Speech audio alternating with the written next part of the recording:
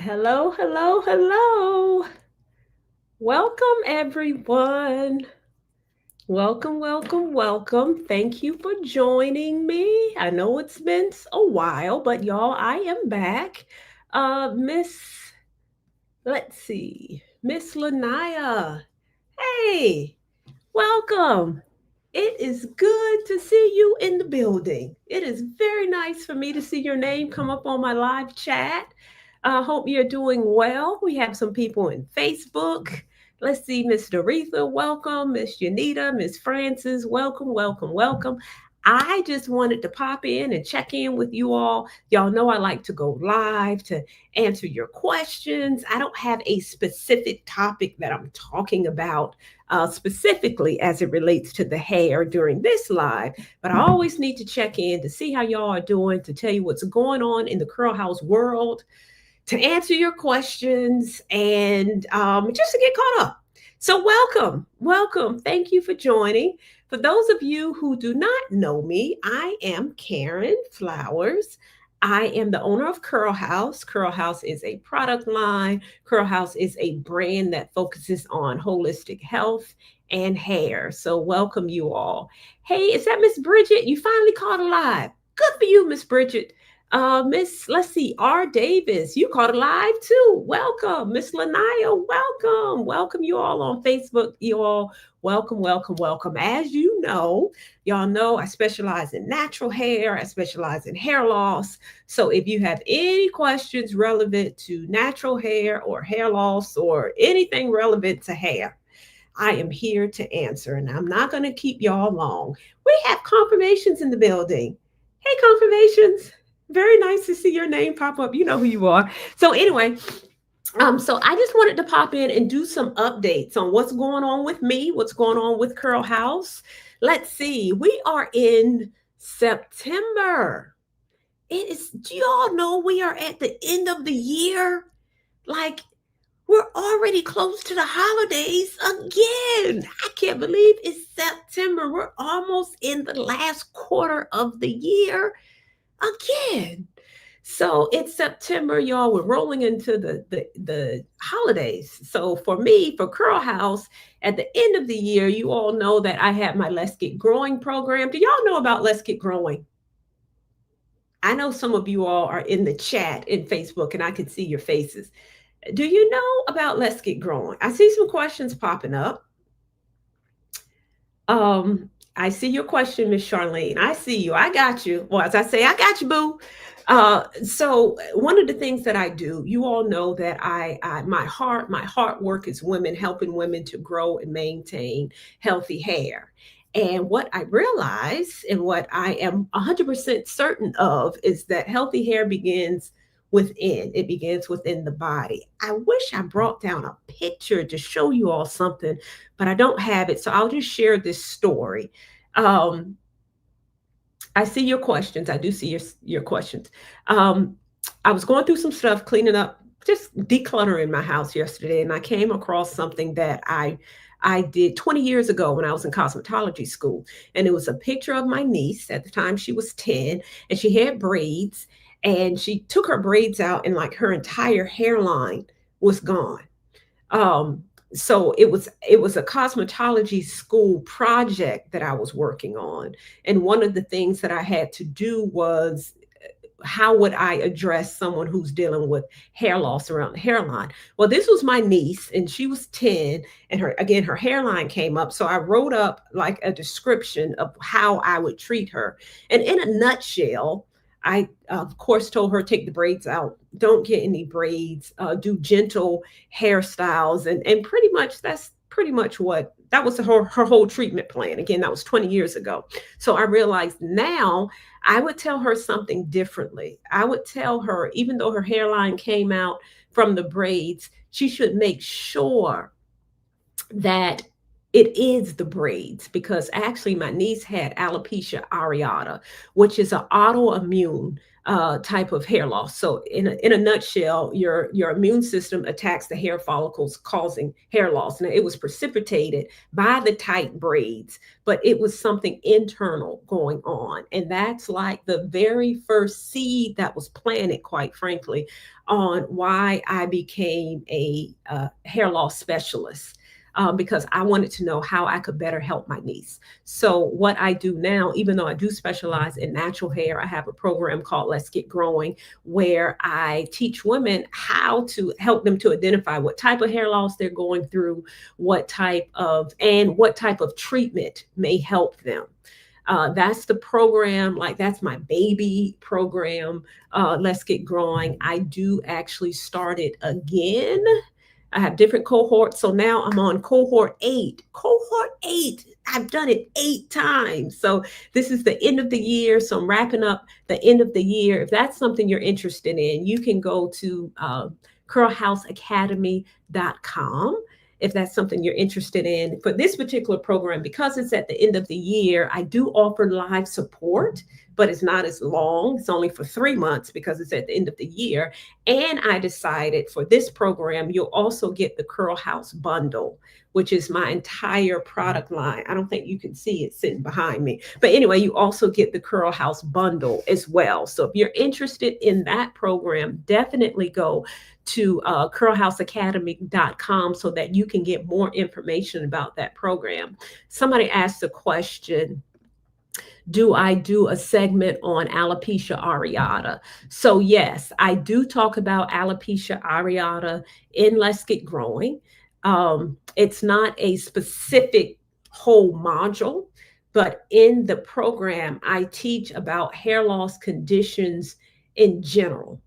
So, and I do talk about alopecia areata, which is, again, this is the exact type of hair loss that my niece had, and I didn't realize it, but it is autoimmune. So, when you're dealing with your immune system attacking your hair loss, you have to attack or address the hair loss differently than you would if she just had braids. So, yes, braids in and of itself, particularly when they're too tight, can absolutely cause hair loss.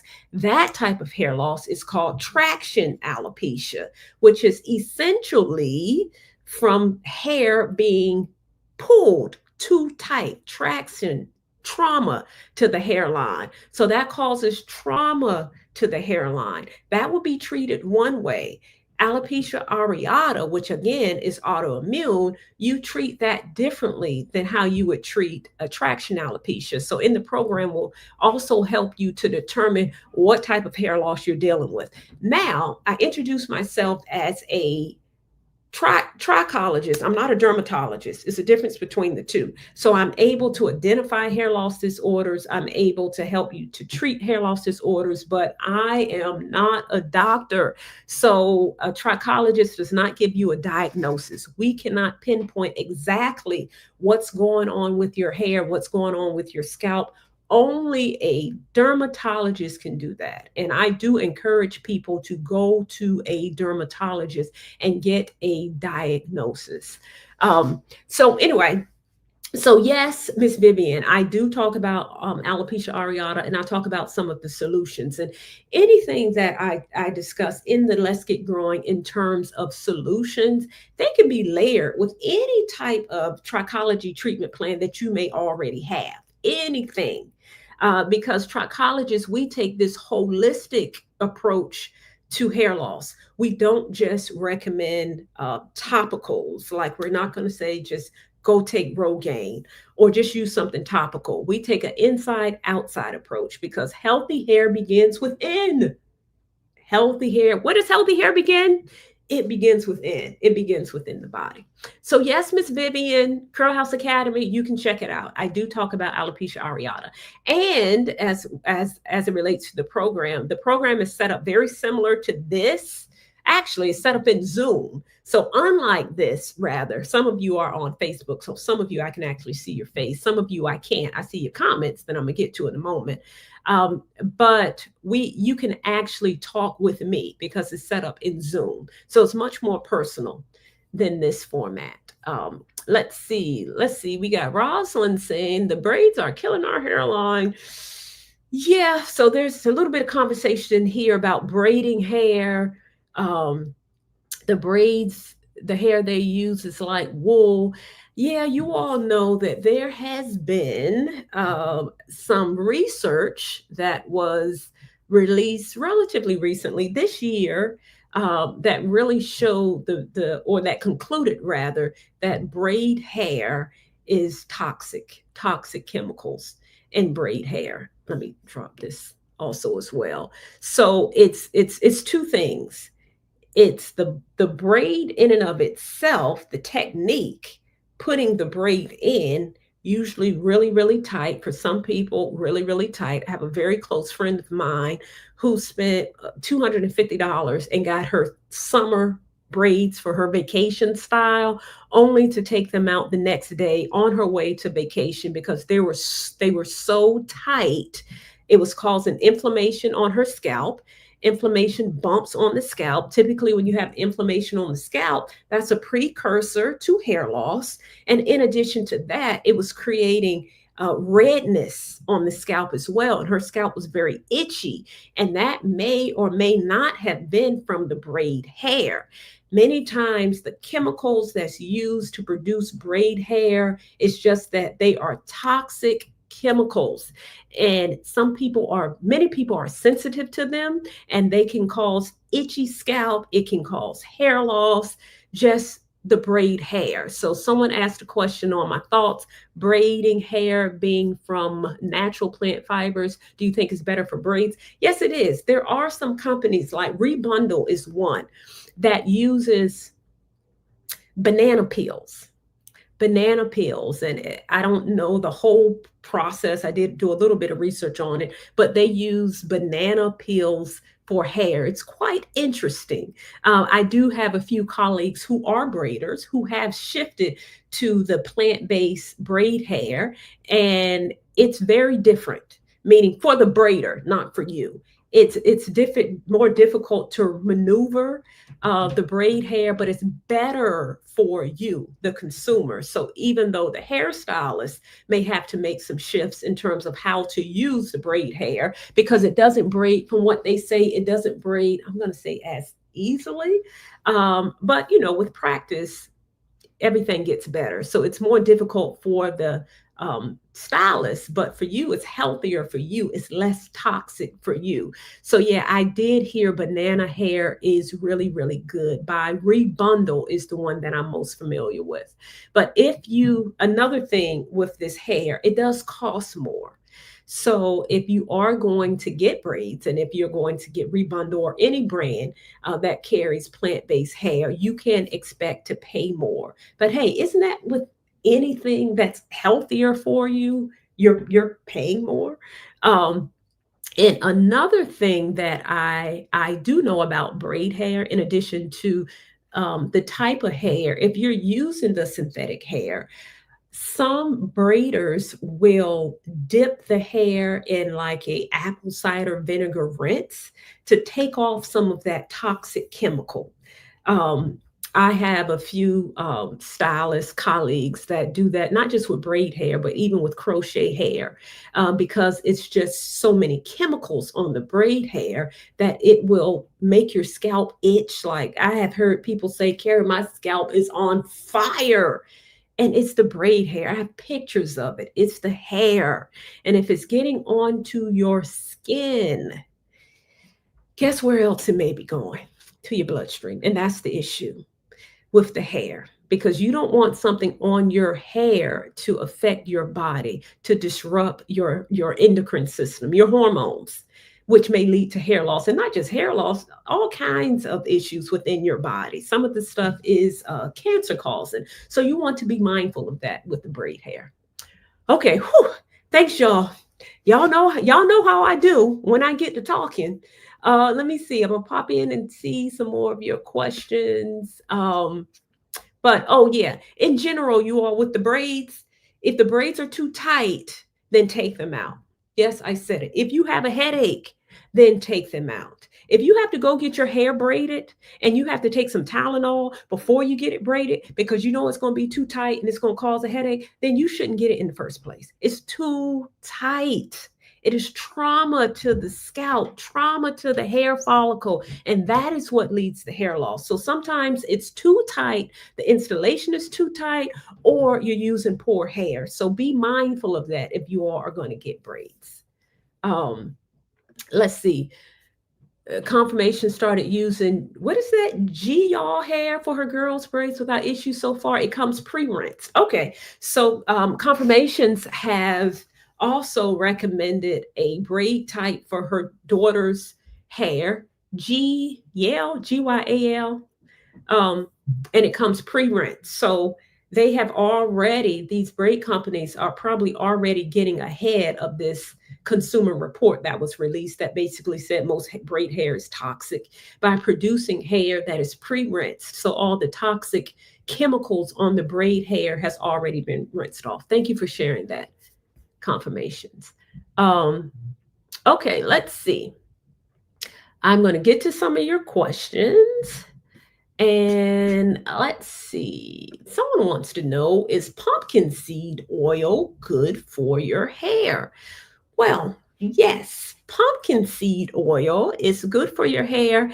I also hear it is good for the scalp as pumpkin seed in and of itself, or pumpkin seed oil. Some people place it on the scalp to help block the conversion of, let me see, that's too scientific. Pumpkin seed oil can help stimulate growth because it has DHT blockers within it, so it's going to stop DHT from attack. DHT, dihydrotestosterone, a type of hormone that attached to your hair follicle, shrinking it, causing hair loss. Pumpkin seed oil, I believe there is studies that actually back this up, the benefits of pumpkin seed oil for the scalp. And pumpkin seed oil is great to lubricate your hair as well. So pumpkin seed oil. Now, in general, I am not a huge proponent of applying a lot of stuff to your scalp all at the same time. So it's kind of like a catch 22. If you're going to put oil on your scalp, I don't recommend that you put oil on the scalp all the time. Do it very minimally. Particularly if you are someone who's not in the habit of washing the hair all the time and getting all that product out your hair and off your scalp, don't put a lot on your scalp. Somebody else asked a question about carrot seed oil. So the carrot seed oil is actually good for your hair as well. Most of the oils are pretty good. Not all. It's funny, I'm looking at the seed oils. I know seed oil for your body is not recommended, but seed oil for your hair is different. So, yes, what are you going to use the seed oil for? What's the purpose of the oil? Let's see. Okay, let me see. All right, I'm going through y'all's questions. Let me see. I think I got a question over here. I don't know if I can post this one. I got a question in the chat or someone is talking about thanking me. You're welcome, Miss Unita, for a shower head water filter. She purchased a shower head water filter, and there is less hair in the shower when I shampoo my hair. Right on, Miss Unita. So over here in the chat, you all can't see it. There is a comment relevant to a water filter. So as you all know, you could be doing all the things right as it relates to your hair. You can be doing all the things right as it relates to your hair, and you still can't figure out why your hair is breaking off, why your hair is dry. You're using the right products, you're using the right oils after you get out the shower, you're putting your moisturizers in it, you're doing all the things right, but something just don't quite seem right. Your hair don't seems like it's breaking off. It may be because you're dealing with hard water in your shower, if that's where you're cleansing your hair. You're dealing with hard water or chemicals in the water that is causing the hair to break off. And that is what that comment was about, even though you couldn't see it. It's about, I encouraged her and I will encourage you, if you're dealing with that, then get a water shower filter that's going to filter out some of those minerals in your water so it doesn't affect the health of your hair. That's another reason your hair could be breaking off. Okay. All right. And I know, okay, I see your questions. I'm coming, y'all. I know we're talking about products. I don't think I gave y'all an update on my products. I don't think I have an update. Y'all know I relaunched in March. So far, so good. I've gotten some of your feedback, mostly positive feedback. Yay. You know, I'm always looking for feedback because I'm always looking for ways to improve. So if you purchase the Curl House products, if you get an email from me that says, please give me your feedback, please give me your feedback, you all, I would appreciate it. So thank you all for that. Thank you all. My birthday just turned 49, y'all. I'm 49. Yay, I'm on my way to 50. Yes. So anyway, I just turned 49, and you all know that I am living fearlessly this last year and beyond. So I have a lot of things going on. I am preparing for a bodybuilding competition next year in June. Y'all gonna come out in June? If I invited you all to my bodybuilding competition, it's in Virginia, would y'all come out? I would love to meet some of you all at the bodybuilding competition. That's one of the things that I'm doing in terms of living fearlessly. I also want to speak at the Essence Festival. So that's in July. So hopefully you all can make it to that so I can speak at that. So yeah, and just really continue to get the education about Curl House out there. Okay, let's see. I'm going through your questions. Um, let's start with this one. Miss Charlene, how can I grow my hair back thicker after cancer? That is a very good question. There are some things that you can do in general, and I don't know. I'm after cancer, so great, wonderful. After cancer, good for you. Um, One of the things that you can do with cancer, depending on the type of cancer, depending on how you fought it, how you treated it, it's one of those types of hair regrowth journeys that is, in fact, a journey. I have worked with women as a trichologist, and I've worked with women as a natural hairstylist who survived cancer. And when their hair started to come back, it came back very, very fine. So you want to know, how can you grow your hair back thicker? It's going to take time. Typically, it may take a minimum of 2 years. So I'm not sure where you are in your journey, but it could take an upward of 2 years, because also depending on how you fought it, and the, I don't know if you use chemo or whatever radiation, your body has to kind of reset. It has to stabilize, and the hormones have to do the same. So I'm going to first encourage you to give it time, if it's relatively recently. And then the second thing, the main thing that you can do is to really focus on replenishing your body with the vital nutrients that you may have lost during your treatment. And that's really diet, really. It's really nutrition. The healthiest diet. I don't like to use the word diet, but because I'm not talking about, I don't know. I guess the word diet has such a bad name. So nutrition plan. How about that? Consider what you are eating in terms of your nutrition. So trying to replenish your body with the healthiest foods as possible, because remember, healthy hair begins where? Within. So here within, and then I want you to look up. I want you to look up, Miss Charlene. I want you to look up. That's the key word. Don't go out and do it. Look up low level light therapy. Look it up. just low level light therapy. I want you to consider that. I want you to do some research on that. And then, of course, products, you can put things topically to your scalp to help stimulate growth as well. There are some oils that are really designed for strengthening the scalp. Rosemary is one, lavender, even chamomile. With Curl House, I have a product called the Healer, which is botanical extracts. It's not oil, it's completely water based, called the Healer, where you can apply that topically. But remember, regardless of what you're applying topically, you still have to give your time, you still have to give your body time to reset. And that can take up to 2 years. So I hope that helps. Okay, let's see, what are some of the characteristics of medium porosity hair? That's a good question, Miss Lanaya. Medium porosity hair, it is that in between hair. So porosity in and of itself is your hair's ability to uptake moisture. So people with low porosity hair, their cuticle layer or that outer layer of hair is open. So I always use these blinds back here.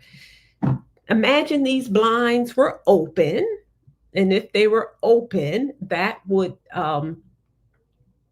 be more like more low porosity hair. The outer layer of hair, the cuticle layer, is raised. High porosity hair, excuse me, I said that in reverse. These blinds back here are closed. So these blinds right behind me, you see that? Okay, that would actually represent low porosity hair. Low porosity hair, the cuticle layer is closed like these blinds. So generally speaking, it's harder for the hair to uptake moisture because that outer layer lies flat. But then after it does uptake moisture, it's harder for that moisture to be released from the hair shaft as well. High porosity hair would be those blinds open. The cuticle layer is open, so it takes in moisture and products quickly, but it releases it just as quickly. Medium porosity hair is somewhere in between. So, in terms of porosity, people can have more than one porosity on their entire hair shaft. Some people can have low and high, some people can have medium and low. Most times, I see medium and low together. So, in terms of characteristics, you'll be able low porosity hair, one of the ways you can tell when you wet it, the hair doesn't get instantly wet the way high porosity hair would, like me. It just instantly gets saturated wet. Like I don't have to wet my hair for 2 or 3 minutes for it to get wet. It takes up moisture very, very quickly. Low porosity hair is the opposite. It seems like you can put water on it for days and it still takes a long time to get wet, or you might see some beads on it. Medium porosity is kind of in between. So it's not going to get wet instantly and it's not going to dry out instantly.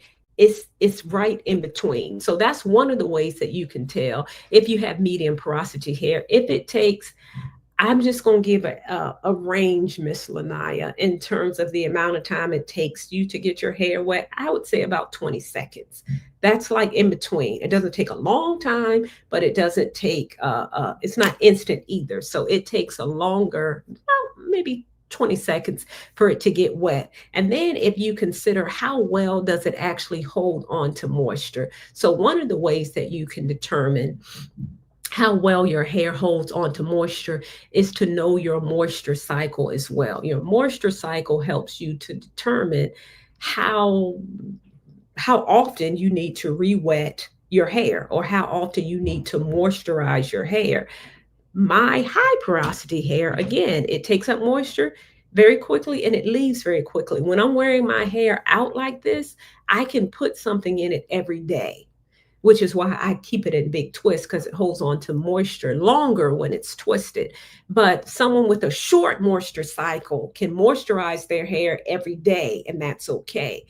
Someone with a longer moisture cycle can moisturize their hair every 4 or 5 days, depending on the person. So, someone with a medium porosity may be somewhere in between in terms of that moisture cycle. Now, keep in mind, hair water will completely evaporate in the hair Don't quote me on this. I believe it's every 4 to 5 days, but don't quote me on it specifically. But so your hair naturally can hold on to moisture. So someone with medium porosity hair, your hair should be able to hold on to moisture on average of that 4 or 5 days. That's another characteristic. I think you had another question about that. Let me see. Um, Here we go. You have high and what seems like medium. How would you identify the difference between the two? And then the other thing that you can do a porosity test. So a porosity test, this is not a scientific test, not by no stretch of anybody's imagination. But what you can do, Miss Lanaya and other people on the line, you can take a hair strand in a couple of different places. Maybe take two hair strands, one here in the top and one here at the bottom, because the texture may change. Or if you know your texture changes in two separate places, take two hair strands from two separate places. Take a glass of water, a clear glass of water, fill it up with water. Take your hair strand, clean hair strand, preferably clean, because otherwise, this test that's not scientific anyway, it's going to be misleading. But take your clean hair strands and drop them into water. If that hair strand, if it pretty much floats down to the bottom pretty quickly, that's high porosity hair. If it you drop it in and it kind of hovers in the middle, medium porosity hair. And if it sits at the top, that is low porosity hair. Remember, low porosity hair, it takes a long time for your hair strand to uptake water, but it takes a long time for the water to be released. So, Miss Lanaya, that is one of the ways that you can determine the difference. Do your own test, be your own scientist. Do it on clean hair so that you can determine the porosity of your hair. And again, you can do it in different places on your hair shaft. It doesn't have to be just one area, because this gray hair right here, ooh, this is different from everything else. So that's how you can tell the difference, Miss Lanaya. Do a strand test. All right, let's see. All right, I think I got that. Let's see. Somebody asked a question. Somebody asked a question about, wait a minute.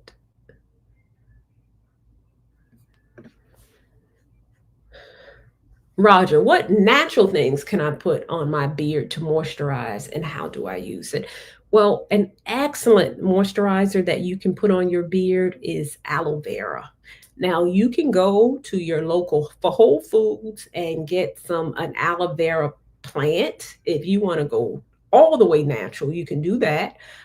Or and place it on your beard. You don't need a lot, but that will moisturize your beard. Or you can go to the same Whole Food store and buy aloe vera juice and spray that onto your beard. That's what I recommend. It's easier. You can get aloe vera juice and spray it onto your beard. That is an amazing moisturizer. And not only that, if you're putting, and I don't know how long or how full or how thick your beard is, but you can also, after you put that moisturizer on your beard, the aloe vera juice, you can put a little bit of oil on it, just a little bit. You don't need much. Um, you can use jojoba oil. So as you can see, many people asked about different types of oils, but if I were to recommend just one, because each oil has its own benefit. Some are thicker than others, some have different properties than others, some of them have more fats in them than others. But if I were to recommend just one, my favorite one is jojoba oil, because jojoba oil, it's not too thick, it's not too heavy, and studies show that it mimics what natural sebum does. So your scalp naturally produces sebum, which is a waxy substance that helps to naturally lubricate your hair. Jojoba oil mimics the properties of natural sebum. So that is why I typically recommend jojoba oil if you were to pick just one. So you can get some aloe vera juice and put a little jojoba oil, and that's how you would use it. And then each day, check it to determine how it feels, because you may not need to add something every day. All right. I hope that helps. Yes. Am I still using Botana oil? Yes. I use it primarily as a pre-poo. I don't use it and keep it in my hair because my hair is gray and it's going to discolor my hair. But yes, I use it as a pre-poo. So I put it in before I shampoo my hair. Um, let's see. Is it okay to use grease twice a week to seal moisture to reduce product buildup? Yes, Q.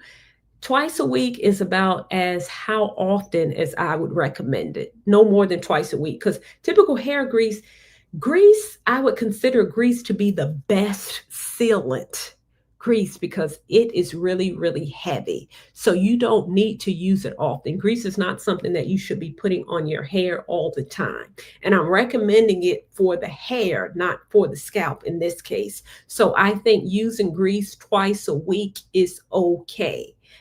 If before I created I have a product called the Sealer, which has heavy butters in it, and it kind of locks, it's a moisture cream and it locks in the moisture. Before I created that particular product, what worked really good for my hair is good old fashioned hair grease as a sealant, but it was just so heavy. So if I use grease to kind of lock in the moisture, I couldn't do anything else with it because it's grease, in my opinion, it doesn't really help.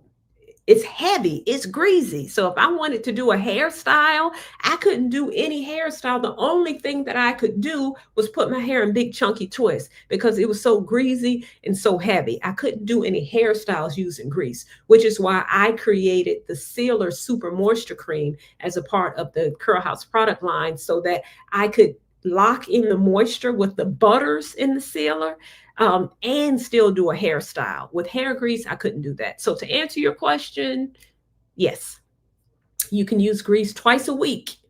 That's about the max. How can I get rid of single strand knots and prevent them? Should I trim my hair? Is that only 3 inches or wait till it grows out more? Okay, single strand knots. So single strand knots is just a part of your curly hair. Like, just welcome. This is just something that we have to deal with. Single strand knots. I don't have any. So I just washed my hair. I was trying to show you one. I had some good ones the other day. Anyway, single strand knots are typically knots that you will see at the end of your hair strands, and that's exactly what they look like. Knots. They look like little knots, and they tangle, and if you don't get rid of, they're annoying. Some people call them fairy knots, single strand knots. There's a couple of things that you can do in terms of preventing them and in terms of ridding them.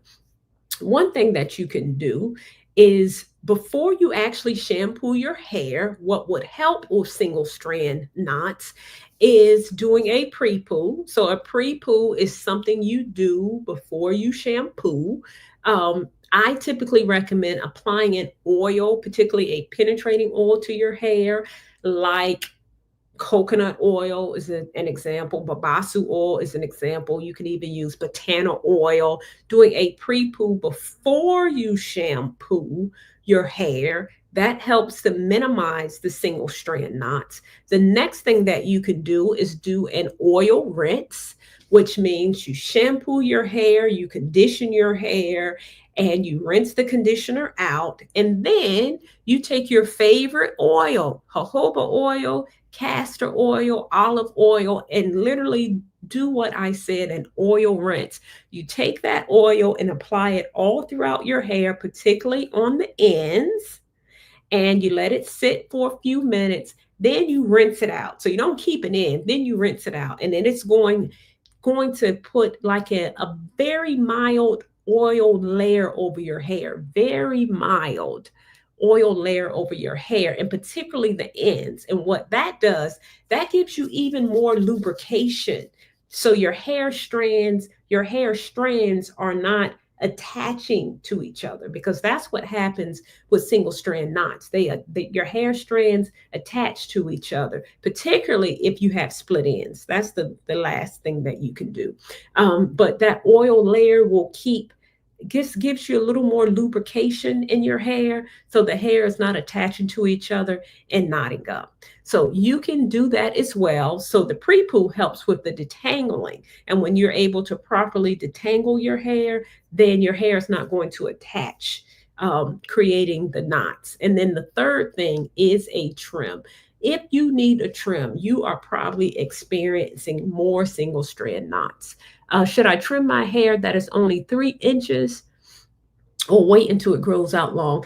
I don't typically, unless the 3 inches, if your hair is growing, like if you just recently did a big chop and you're at 3 inches, so on average that might be about six months. If you just did a big chop, I typically recommend you can even stretch a trim to about 9 months. But if you feel like your single strand nights are just horrible, then yeah, you can do, I'm going to use the word trim very loosely. I say a dust. So a dust is still picking up some shears and trimming your hair, but it's just dusting the end. So it's not like a full cut. It's just what I call just a little hit or miss, just an eighth of an inch at the ends. You can do that. You probably don't need a full trim, because you may not have full split ends, particularly if you just went natural and if your entire hair shaft is literally just that new growth. You don't want to get in the habit of trimming off that new growth. But if you feel like your single strand knots are extensive, then you can do a dust. And the fourth thing that you can do, if you just want to put a little oil, as opposed to doing the full oil rinse, particularly if you are someone who has fine hair, you may not want to do an oil rinse, because if you have fine hair, even when you rinse the oil out, it may be too heavy for your hair. Then you can just take a little bit of your favorite oil and put it at the ends. And that is if also if you don't need a trim, then you can just put a little oil at the ends. Again, it's the lubrication, because you know our hair is dry and the hair fibers stick to one another. But if you have that oil seal, it's going to help with the lubrication. Okay, and it was something else that I was going to say on that, y'all, but I forgot. So I guess I'm gonna let it go. Okay, let's see. I think I got more questions. Let's get physical. Okay, here's another one. Do you need to tie your hair up? Shoulder length with natural hair braids. Okay, do you need to tie your hair up, shoulder length with braids? So, if you are referring to tying it up just in general, like when you go to bed, if you have braids, I typically recommend that if you have shoulder length braids and it's your hair, you don't have to tie your hair up if you are referring to before you go to bed. I do recommend, however, that you sleep on a satin pillowcase. Now, tying your hair up, depending on the type of braid that you have, particularly if you have something more like cornrows, then you may want to tie it down to keep the hair from getting frizzy as you sleep, so that you can really maximize the length of the style. But no, you do not have to tie your hair up in general. If you are someone who gets physical, so or who exercises a lot like me, if you sweat a lot, you definitely want to take that hair off your neck. You don't want all your hair sitting on your neck. So you definitely want to do that. But just in general, you don't have to tie it up when you go to bed if you have braids. Um, but make sure you sleep on a satin pillowcase. Another thing that I will say in terms of sleeping with shoulder length braids, you don't necessarily have to tie it up, but it may be best if you put it in a loose ponytail, or like me, two ponytails, just to keep the hair from flopping all over. If it's just in two ponytails or one ponytail or four ponytails, then it just kind of keeps the hair in place. And I think it will stretch the hairstyle so it doesn't get as frizzy. But no, you don't have to cover it up. All right, Miss Mary, I hear you now. The bodybuilding competition is in June. Trust and believe you will hear about it. I would love to meet you all. Let's see. like me, two strand twists seem to be drying more with gray. How can I moisturize them without losing the style? I know, Miss Joanna, the struggle is real, right? When I started going gray, oh, my gray hair was like, what do I do? So, what can you? My two strand twists seem to be more drying with gray. How can I moisturize them without losing the style? See, that's the challenge, right?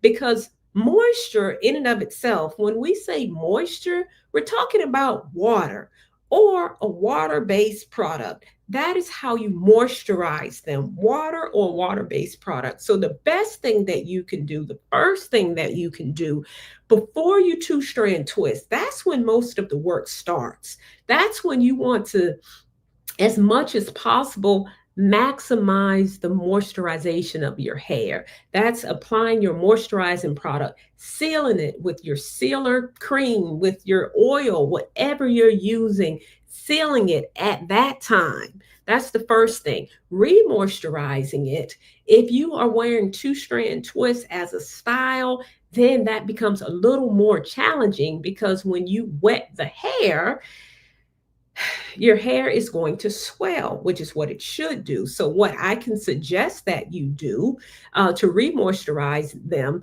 I would do it at night. I would use a moisture cream, something that's a little thicker than just straight. I don't have anything in my hand, like a liquid moisturizer. So, a liquid moisturizer is more, has a higher water concentration. Liquid tea, like liquid tea moisturizer as opposed to a cream. So, I would suggest that you take the hair, and I did a video on this somewhere. Maybe I'll do one soon. Take the cream moisturizer at night, smooth it in a downward direction, in the direction that your hair lays, and then tie it down. And what that's going to do, it is going to moisturize your hair, but when you tie it down, the hair is going to re-dry in place. So as opposed to just moisturizing it during the day, and again, when you moisturize, it's water. Water is going to cause your hair to swell, which is going to disrupt your gorgeous hairstyle. If you put the moisture in it and tie it down, then it's going to dry in that place, and that will may help you to preserve the hairstyle without losing the hair because your hair is drying out. So you can moisturize and preserve the hairstyle. I hope that helps you. Um, in terms of where I am, Stephanie, I am not in the West End anymore because I am online. So, in terms of a hairstylist, although I am a cosmetologist, I'm no longer practicing. So, I am strictly virtual now. So I'm online at curlhouse.com. I'm on YouTube. So my Curl House community is now virtual. So I don't have any locations. I do have people who actually carry the Curl House product line in the Richmond, Virginia area, but I'm not anywhere. I don't practice outside of this room. This is my location in my house, in my studio. Okay, I'm definitely going to answer a few more questions. Let's see. Um,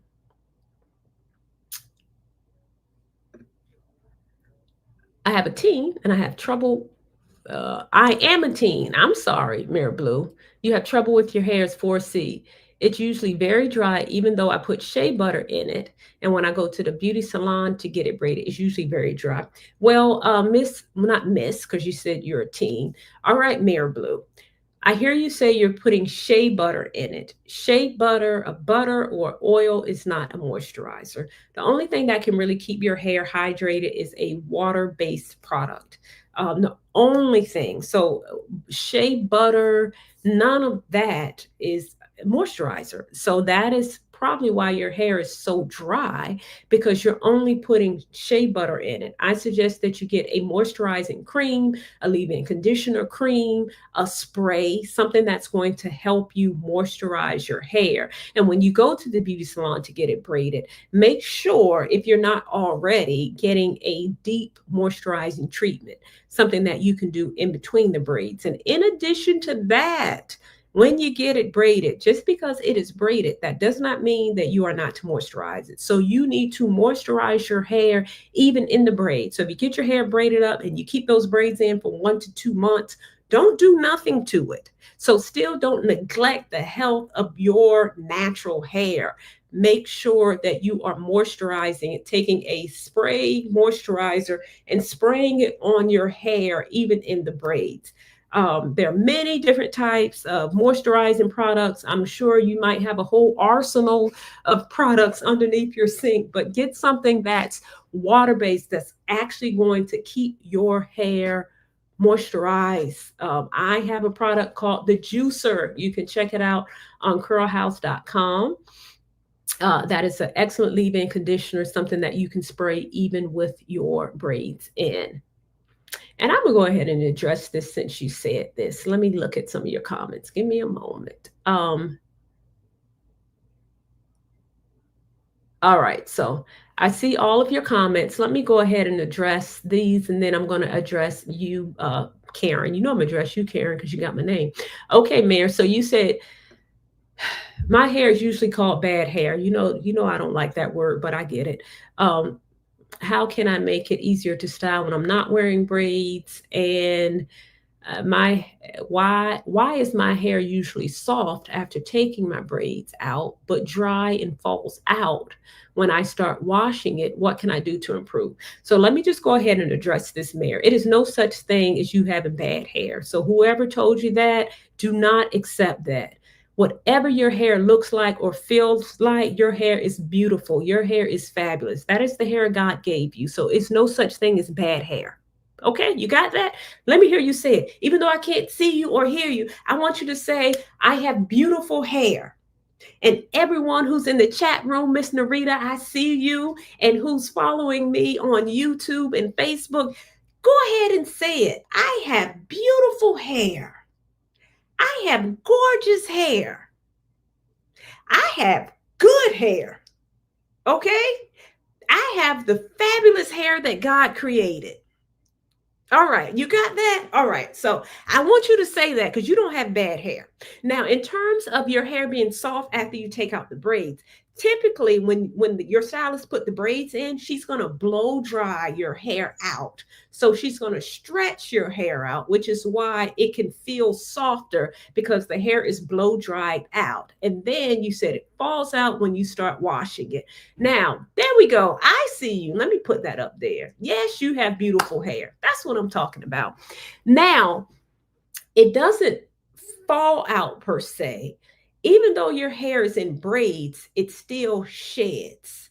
So your hair naturally sheds every day. Your hair can shed anywhere between 50 to 150 strands per day. That is just natural.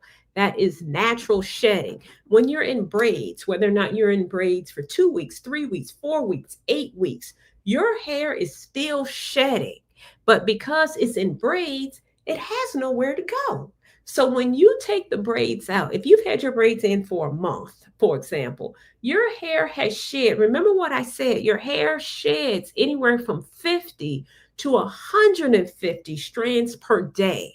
So if your hair sheds 50 strands a day and you've kept it in for 30 days, imagine how much shed hair is going to come out. A lot. So it looks like, oh my God, all my hair is falling out. It's not falling out. It's just that's the hair that would have come out anyway, but you've had it in the braid. So it looks like it's coming out all at once. So I hope that helps you. Now, I do want you said what you can do to improve. Again, I want you to moisturize your hair while you're still in the braid. So don't get your hair braided and do nothing. Still take your leave-in conditioning spray your hair. You can put a little oil on it once a week to keep your hair hydrated. What happens in braids, when you're not moisturizing your hair in braids, then it will break off. So there is a difference between natural shedding and breakage. If your hair gets too dry because you've had it in braids or any other protective style, and you're not moisturizing it, when you take the braids out, your hair is super dry. And when the hair is too dry, it is going to break off. So you may have some breakage and some shed. You're definitely going to have some shedding, but the breakage is what you have to be mindful of. So that's what I want you to do. I want you to get in the habit of moisturizing your hair. And when you take the braids out, do a deep conditioning treatment. Okay, y'all got that right on? All right, right on. It was another question I wanted to answer. Karen, let me find you, Karen, because you know I like your name. How often should we detangle and comb our natural hair? Should we comb our hair daily? Now, Karen Flowers' opinion on that. Generally speaking, because you know there's an exception to every rule, I don't recommend that you comb your hair daily unless your hair is very short, for example, unless your hair is naturally straighter and you can pull a comb straight through it. But if your hair is very textured or very curly, I'm just using mine as an example, there is no way I can comb my hair every day. I can't get a comb through it. It's curly. So should we comb it every day? It depends on the style, depends on the texture, but generally speaking, I don't recommend you comb it every day because I don't recommend you comb your hair dry. So my hair is dry. I only recommend combing the hair dry if it has been blow dried and or flat iron. Then you can comb it dry. Otherwise, I don't recommend you comb it dry in its textured state because it's going to snap off. So, in terms of combing it, no. Again, depending on the style, but generally speaking, no. And detangling it, you don't necessarily have to comb it to detangle it. You can, particularly for people with your moisture cycle, if you're moisturizing it every 2 or 3 days, you can go in, moisturize a section, and pull out some of that shed hair.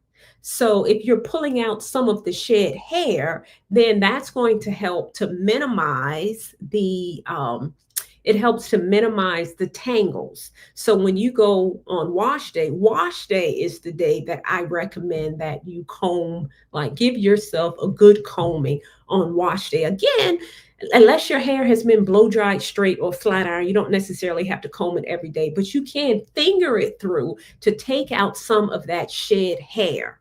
And that's if you take out some of that shed hair, that is going to minimize the tangling process. As a matter of fact, I'm about to start.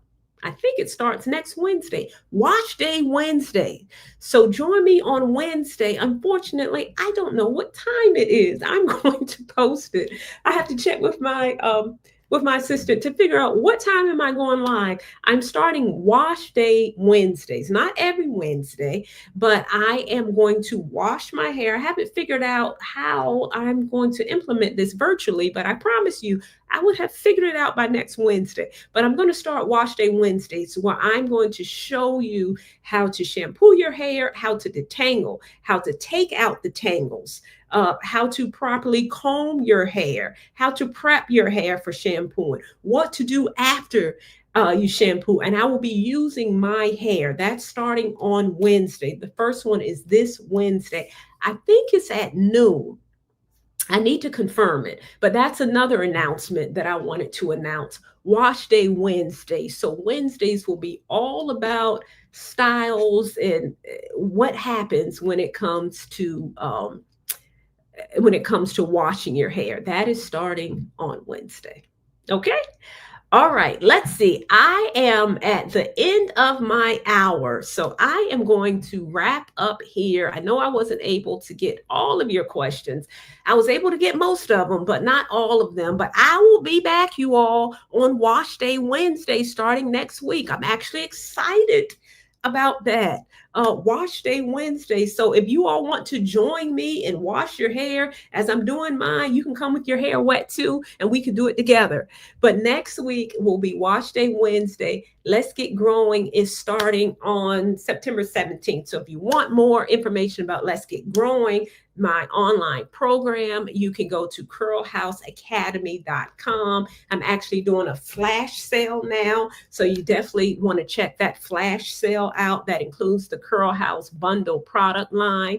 That is coming as well. And if you are looking for a product line that's going to help make your wash day easier and help with the dryness and moisturization of your hair, then you can consider the Curl House product line. That's a product line that I actually developed to address my dry hair and scalp issues. So check that out at curlhouse.com. Okay, guys, I think I am wrapping up. It is 4:30. I'm about to head to the gym. It is good to see you all, Miss Narita. It is so good to see your face. So it's good to see you all who join me in the chat. Good to see you all on YouTube and on Facebook. Thank you for joining me. I will see you all on Wednesday for Wash Day Wednesday, and I'll give you more information on what's to come. Okay, guys, have a fabulous day. And remember, stay fearless. Bye.